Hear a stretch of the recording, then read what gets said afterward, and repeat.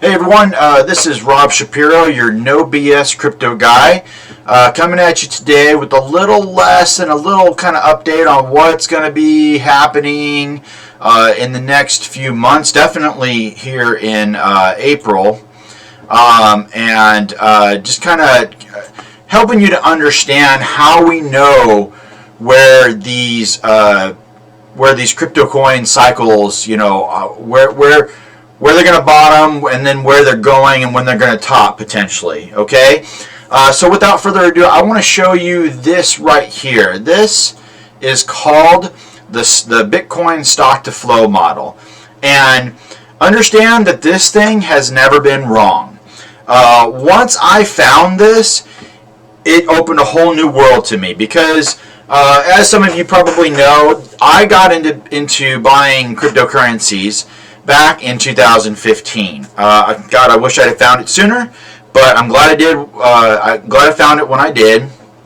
And that being said, it is not too late to get in and make huge potential gains on cryptocurrencies, even Bitcoin for that matter. Now, understand you're probably not going to become a Bitcoin millionaire. Those days are gone. But I am going to talk to you about a coin that you could potentially become a millionaire with still. Okay, and there are many other coins, smaller capped coins that have huge potential. And I'll go into that in another video, but I definitely want to get into this right here. So I'm actually going to go over here and let me see here. Yes, I like this one better. So what you want to do is we're going to go back to the beginning of Bitcoin, and I believe Bitcoin was actually worth less than a cent when it was first created because there was almost nobody who had adopted it. I don't know where the price comes from. Somehow it was set by the market, and the first Bitcoin miner, which is the creator Satoshi Nakamoto, which is a pseudonym of the creator. Nobody still has any idea who it is. There's lots of guesses, but just still to this date, nobody has ever seen this person or people. There's a lot of speculation out there. So anyway, Satoshi mined this, I believe, on his computer, their computer. Believe it or not, before 2012, you could actually mine Bitcoin with your laptop. That's how easy it was, and you could make huge amounts of it. But it was worth next to nothing, so it pretty much didn't mean anything. It's not until more people started to transact in it, and it grew in popularity, and then more people started to mine it, that it became so much more difficult to mine. And then now you have these enormous mining farms, these places where these ASIC machines are just mining this. Here, I'll show you what an ASIC machine looks like. It's google.com, and I'm going to type in ASIC miner, basic Bitcoin miner. And this is what these things look like. The Ant miner is kind of your quintessential Bitcoin miner. Look at what these things cost. It's because Bitcoin is worth so much. So anyways, they have literally shelves full of these miners in these huge warehouses, and they usually build these mining facilities, one, where the electricity is very cheap, and two, where it's easy to cool these things, because as you can imagine, all these computers produce a ton of heat. So anyway, sorry, I didn't mean to get into the weeds there. Let's go back to the BitFlow stock to flow chart. So this chart was developed based on precious metals, the price of precious metals and how quickly they can mine them. And this has never been wrong. Now, what you'll notice is that, okay, so see this blue line right here? This is the actual stock to flow line, okay? And so what you'll notice is this multicolored line right here, and sorry for the numbers that pop up, those are all like different daily ratio amounts for Bitcoin, but this multicolored zigzag line is actually the price line of Bitcoin. Now, from its start to its first peak in 2011, it shot up to about $22, and then came crashing down. There was a sell-off, got down to about $2 and something cents, and then from there started its next bull run, and didn't peak out until it hit about almost $800, and that was in just at the end of 2013, and then it came down, and in 2015 it got down to about a low of, where did I started picking it up at around $150. It got down to about that amount, 138 I think is what I remember seeing it, and somewhere between that and 250. Okay, so in 2015 is when I started accumulating Bitcoin. And then little did I know that every 4 years, programmed into the code of Bitcoin, is this thing called the halving, or the halving event is what the people in the industry call it. And what it means is every 4 years, programmed into the code, the reward that Bitcoin miners get for actually mining the coin, or actually really what they're doing is they're verifying transactions, they're securing the network. The reward they get every 10 minutes, I think it started out that they would get, I don't remember honestly. Let me see here. Let me look that up for you. So Bitcoin mining reward per block. Okay, and when the reward was 50 Bitcoins when it first launched. Then in 2012 it halved to 25 Bitcoins. In 2016 it halved again to 12 and a half, and as of February 2021, really going back to in May of 2020, it cut down to 6.25 Bitcoins for every new block mined, equal to about $294,000. Pretty remarkable, huh? So anyways, every 4 years, the Bitcoin mining reward cuts in halves. And little did I know, in 2016, that would occur, and it would send Bitcoin on a parabolic rise to just below $20,000. And then from there, it crashed right at the end of 2018 into the beginning of 19. It started this, 2017 into the beginning of 2018. It started this terrible, grueling downward motion where it bottomed out at about $3,600. It was horribly depressing.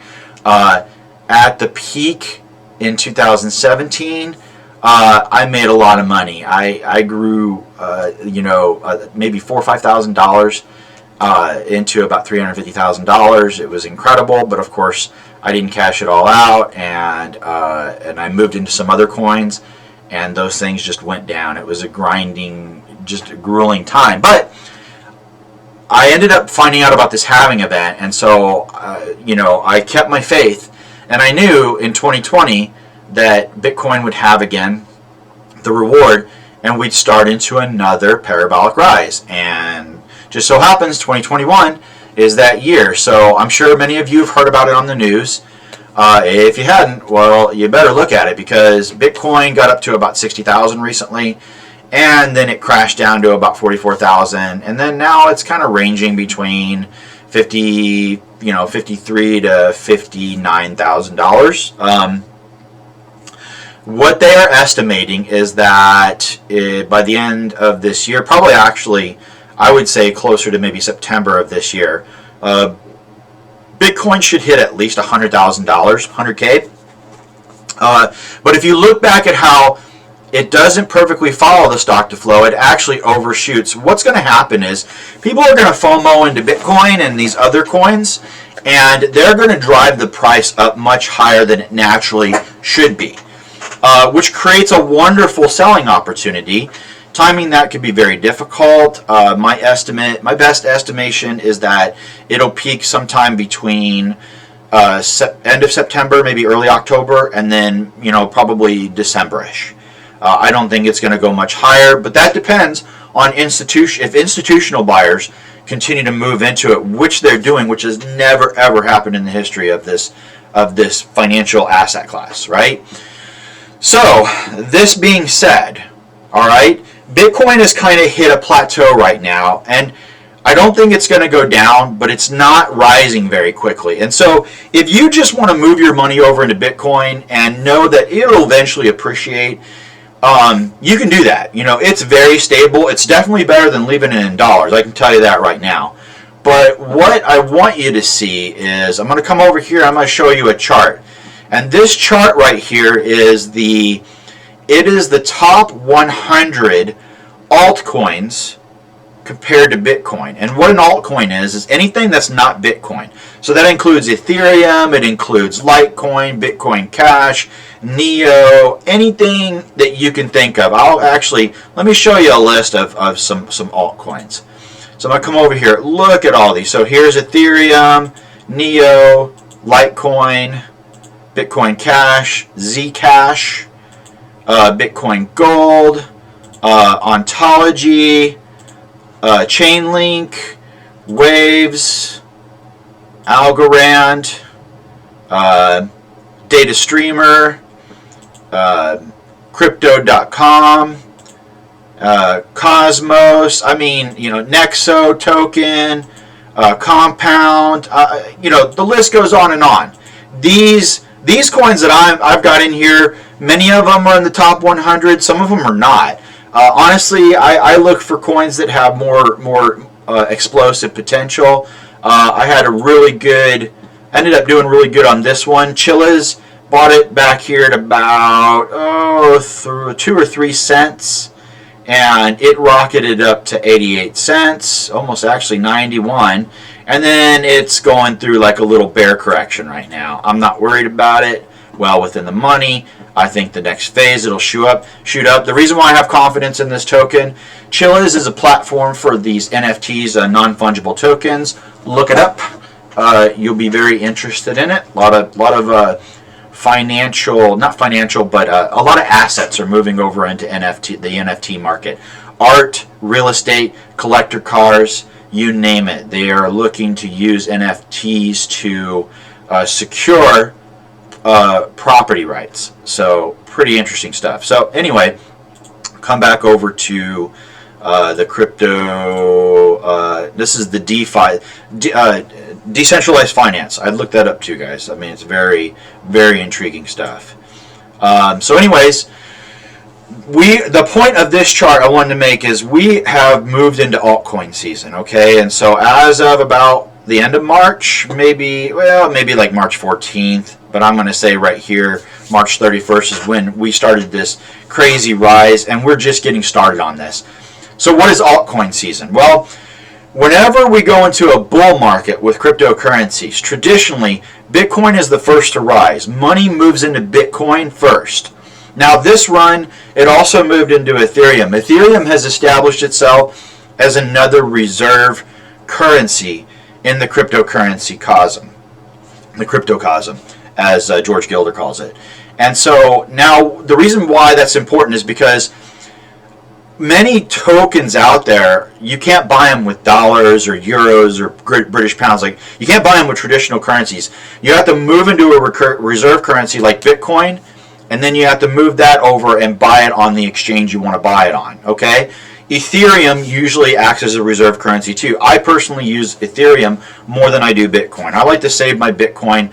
The transaction cost for running to move it to another exchange, I just can't justify it. It's too valuable of a store of value.